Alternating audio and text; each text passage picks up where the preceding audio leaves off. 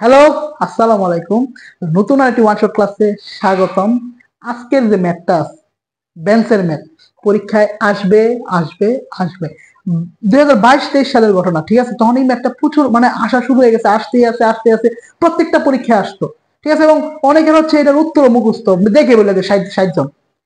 Recent time হয়তো কম আসে, আগের মতো আসে না, তবে এই অঙ্কটা পরীক্ষায় আসার জন্য খুবই গুরুত্বপূর্ণ। আপনাদের ভাই ব্রাদার এই অঙ্ক পায়রা চাকরি নিছে, আপনার ওই অঙ্কটা পায়রা চাকরি নিতে হবে। এই অঙ্কটা ম্যাক্সিমাম পরীক্ষায় আসে, ঠিক আছে? অনেকে এই অঙ্কটা হচ্ছে মুখস্থ করে। তো আমরা আজকে হচ্ছে আমরা আস্তে ধীরে বুঝে বুঝে লাইন টু লাইন করবো যে জিনিসটা আসলে কি হইতাছে, কিভাবে হবে, বা আমাদের যদি সংখ্যা টংখ্যা চেঞ্জ করে দেয় বা অঙ্কর প্যাটার্নটাও যদি চেঞ্জ করে দেয় আমরা কিভাবে বুঝে বুঝে করব, ঠিক আছে? ওটা হচ্ছে আজকে সুন্দর করে স্টেপ বাই স্টেপ করাবো। তো সবাইকে স্বাগতম আজকের ক্লাসে। তো আমাদের অনলাইন এবং অফলাইন উভয় কোর্সে ভর্তি চলমান, তাহলে এনরোল করতে পারেন, ইনবক্সে নক করতে পারেন, ঠিক আছে? তো আসলে আমরা অঙ্কটা করি আস্তে আস্তে। অঙ্কটা কি বলছে আমরা প্রথমে বোঝার ট্রাই করি। কি বলছে আগে বোঝার ট্রাই করি। বলছে যে কোন একটা শ্রেণীর প্রতি বেঞ্চে একটা বেঞ্চে যদি আমি 4 জন করে বসাই তাহলে 3টা বেঞ্চ খালি থাকে, ঠিক আছে? প্রতি বেঞ্চে 4 জন করে বসালে 3টা বেঞ্চ খালি থাকে। আবার প্রতি বেঞ্চে 3 জন করে বসালে 6 জন ছাত্রকে দাঁড়ায় থাকতে হয়। বলছে ওই শ্রেণীর ছাত্র সংখ্যা কত।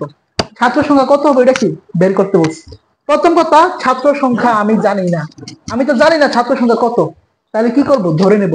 কোনো কিছু না জানলে সেটা ধরে নিয়ে অঙ্কটা করতে হবে।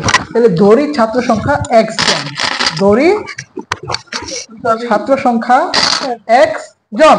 তার মানে সম্পূর্ণ শ্রেণীকক্ষে আমার ছাত্র কতজন আছে, x জন। তো x এর মানটা বের করলে আমার কি অঙ্কটা খালাস হয়ে যাবে। এখন শর্ত দুইটা, প্রথম হচ্ছে 4 জন করে বসাতে হবে, পরের শর্তে কয়জন করে বসাতে হবে, 3 জন করে, ঠিক আছে? তো প্রথম শর্তে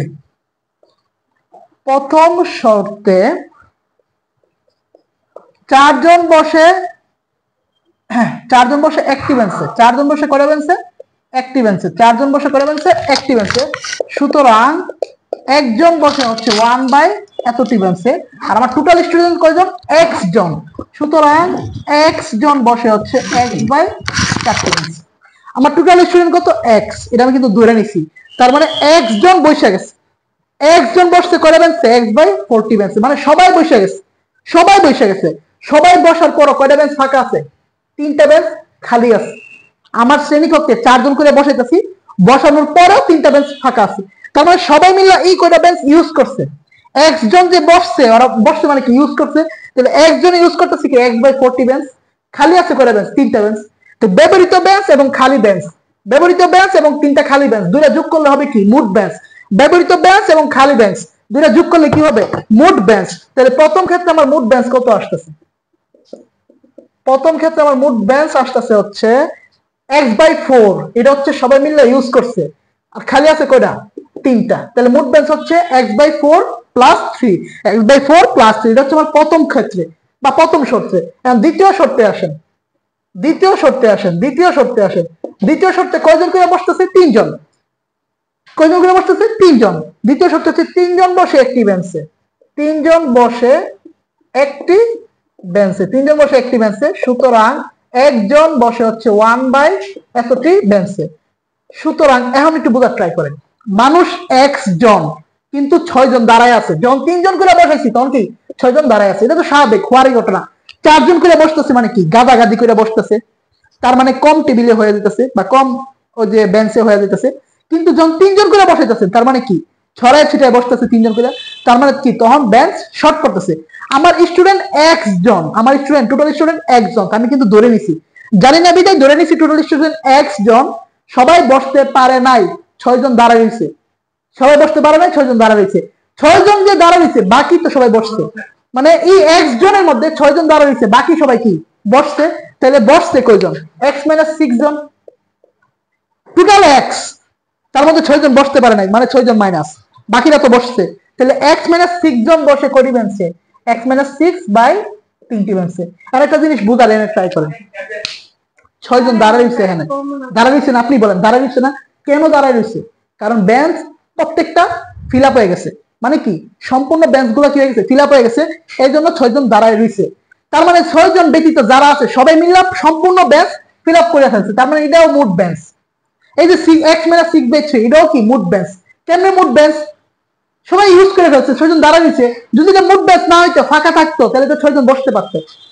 তার মানে এটা আমার দ্বিতীয় ক্ষেত্রে মুড বেঞ্চ, আর প্রথম ক্ষেত্রে মুড বেঞ্চ তো বের করলামই। তাহলে এটাও মুড বেঞ্চ, ওটাও মুড বেঞ্চ, একই শ্রেণী কক্ষের মুড বেঞ্চ দুইটা। তাহলে প্রশ্ন মতে দুইটা কি হবে? প্রশ্ন মতে দুইটা সমান হবে। তারপর এখান থেকে হচ্ছে আমার এক্স এর মানটা বের করলে অঙ্কটা হয়ে গেছে। ঠিক আছে, তাহলে প্রশ্ন মতে কি লিখতে পারি? প্রশ্ন মতে, এবং এই অঙ্কটা পরীক্ষা আসবে, সই, একদম সই। x/4 + 3 = x-6/3। লসাগু করেন, 4 আর 1 এর লসাগু করলে 4, 4 4 কাটা, তারপরে x, 3 4 কত 12, আর এই পাশে আছে x-6/3। আমি যদি আড়াআড়ি গুণ করি তাহলে কি হবে? 3x 3 12 36, আর 4x 4 6 24।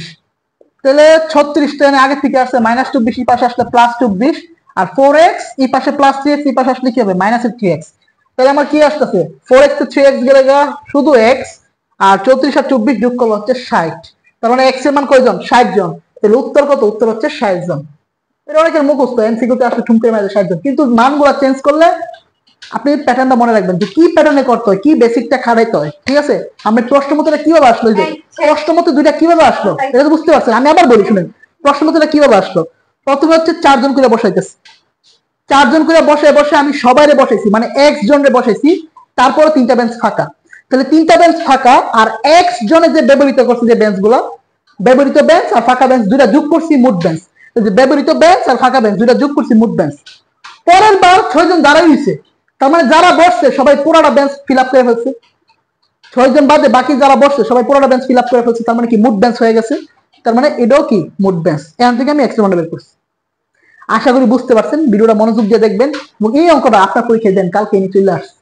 ঠিক আছে, ভালো মতো দেখেন, এই অঙ্কটা পরীক্ষায় আসার মতো একটা অঙ্ক, এবং আসবে নিঃসন্দেহে বলা যায়। দেখা হবে পরবর্তী ক্লাসে, মানে আগামীকাল ইনশাল্লাহ। আমার জন্য দোয়া করবেন, আমিও দোয়া করি আপনার জন্য 2025 সালে সরকারি চাকরি একটা হয়ে যায়। আল্লাহ, আসসালামু আলাইকুম, আল্লাহ হাফেজ।